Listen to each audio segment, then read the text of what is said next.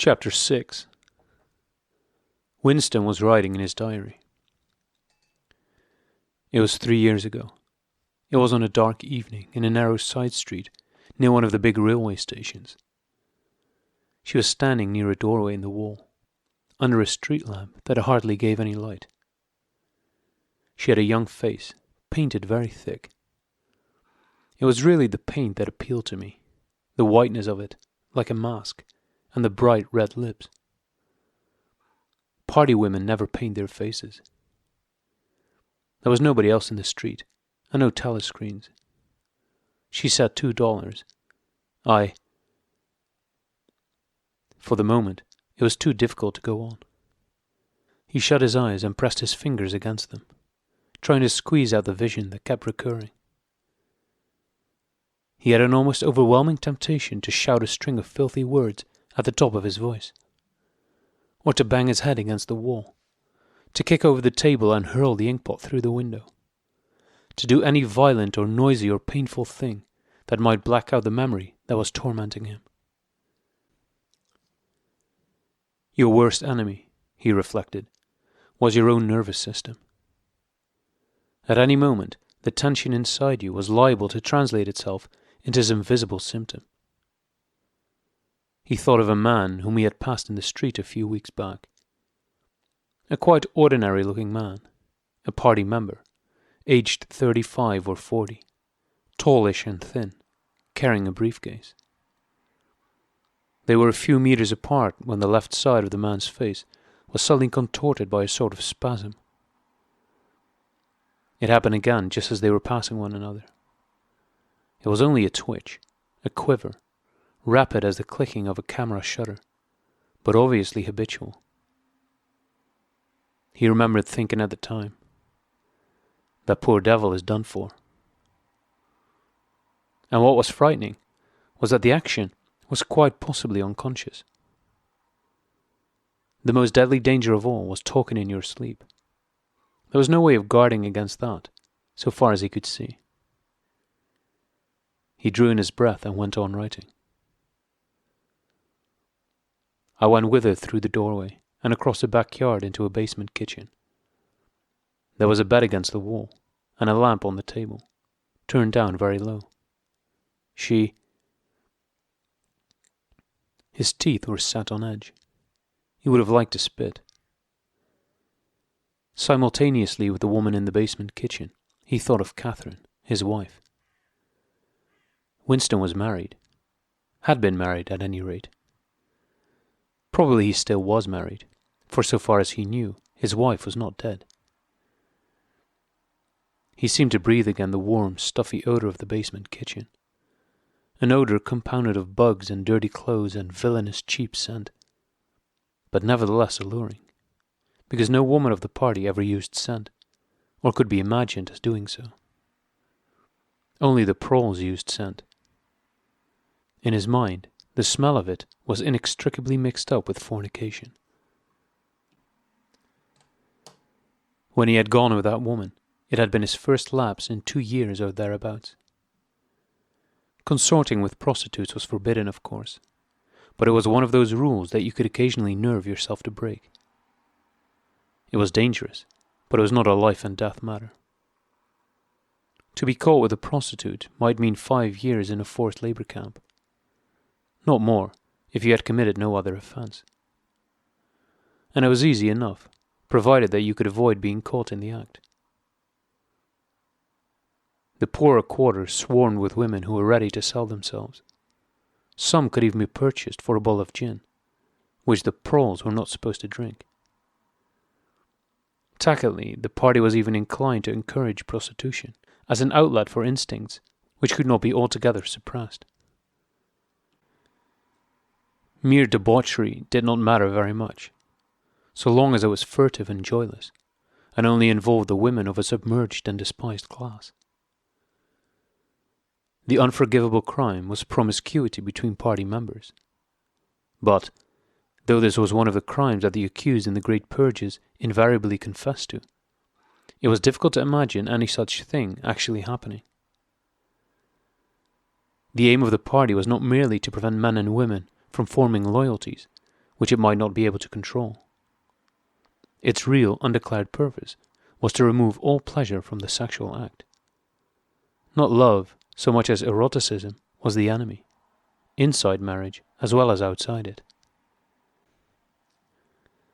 All marriages between party members had to be approved by a committee appointed for the purpose, and, though the principle was never clearly stated, permission was always refused if the couple concerned gave the impression of being physically attracted to one another. The only recognized purpose of marriage was to beget children for the service of the party. Sexual intercourse was to be looked on as a slightly disgusting minor operation, like having an enema. This again was never put into plain words, but in an indirect way it was rubbed into every party member from childhood onwards. There were even organizations, such as the Junior Anti-Sex League, which advocated complete celibacy for both sexes. All children were to be begotten by artificial insemination. ArtSem, it was called in Newspeak, and brought up in public institutions. This, Winston was aware, was not meant altogether seriously, but somehow it fitted in with the general ideology of the party. The party was trying to kill the sex instinct, or, if it could not be killed, then to distort it and dirty it. He did not know why this was so, but it seemed natural that it should be so. And so far as the women were concerned, the party's efforts were largely successful. He thought again of Catherine. It must be 9, 10, nearly 11 years since they had parted. It was curious how seldom he thought of her. For days at a time he was capable of forgetting that he had ever been married. They had only been together for about 15 months. The party did not permit divorce, but it rather encouraged separation in cases where there were no children. Catherine was a tall, fair-haired girl, very straight, with splendid movements. She had a bald, aquiline face, a face that one might have called noble, until one discovered that there was as nearly as possible nothing behind it. Very early in their married life he had decided, though perhaps it was only that he knew her more intimately than he knew most people, that she had without exception the most stupid, vulgar, empty mind that he had ever encountered. She had not a thought in her head that was not a slogan, and there was no imbecility, absolutely none, that she was not capable of swallowing if the party handed it out to her. The human soundtrack, he nicknamed her in his own mind. Yet he could have endured living with her if it had not been for just one thing: sex. As soon as he touched her, she seemed to wince and stiffen. To embrace her was like embracing a jointed wooden image. And what was strange was that even when she was clasping him against her, he had the feeling that she was simultaneously pushing him away with all her strength. The rigidity of her muscles managed to convey that impression. She would lie there with shut eyes, neither resisting nor cooperating, but submitting. It was extraordinarily embarrassing, and, after a while, horrible.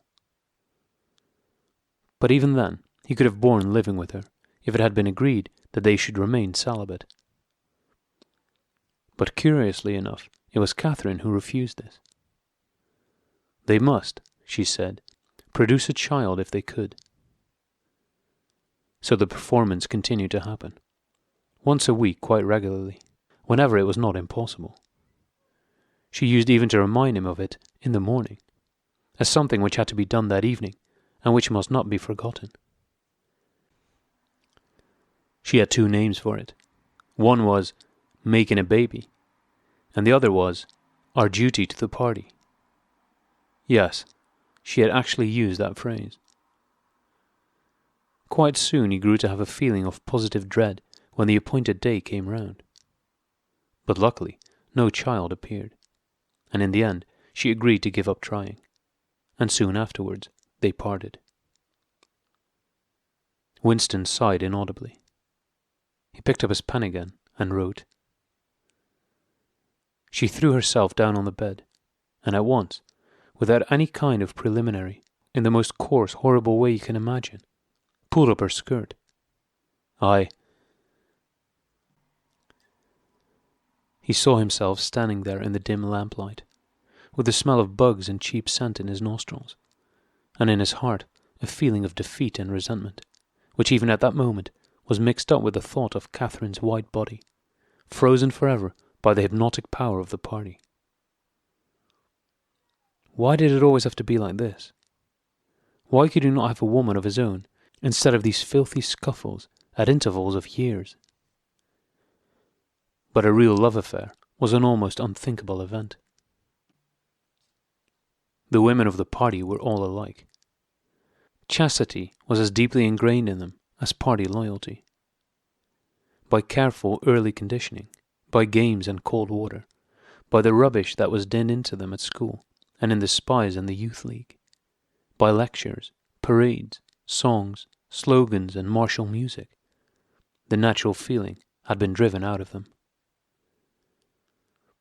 His reason told him that there must be exceptions, but his heart did not believe it. They were all impregnable, as the party intended that they should be. And what he wanted, more even than to be loved, was to break down that wall of virtue, even if it were only once in his whole life. The sexual act, successfully performed, was rebellion. Desire was thought crime. Even to have awakened Catherine, if he could have achieved it, would have been like a seduction, although she was his wife. But the rest of the story had got to be written down. He wrote, I turned up the lamp. When I saw her in the light, after the darkness, the feeble light of the paraffin lamp had seemed very bright. For the first time he could see the woman properly. He had taken a step towards her, and then halted, full of lust and terror. He was painfully conscious of the risk he had taken in coming here. It was perfectly possible that the patrols would catch him on the way out. For that matter, they might be waiting outside the door at this moment. If he went away without even doing what he had come here to do. It had got to be written down. It had got to be confessed. What he had suddenly seen in the lamplight was that the woman was old. The paint was plastered so thick on her face that it looked as though it might crack like a cardboard mask. There were streaks of white in her hair. But the truly dreadful detail was that her mouth had fallen a little open, revealing nothing except a cavernous blackness. She had no teeth at all. He wrote hurriedly, in scrabbling handwriting. When I saw her in the light, she was quite an old woman, 50 years old at least. But I went ahead and did it just the same. He pressed his fingers against his eyelids again. He had written it down at last, but it made no difference. The therapy had not worked. The urge to shout filthy words at the top of his voice was as strong as ever.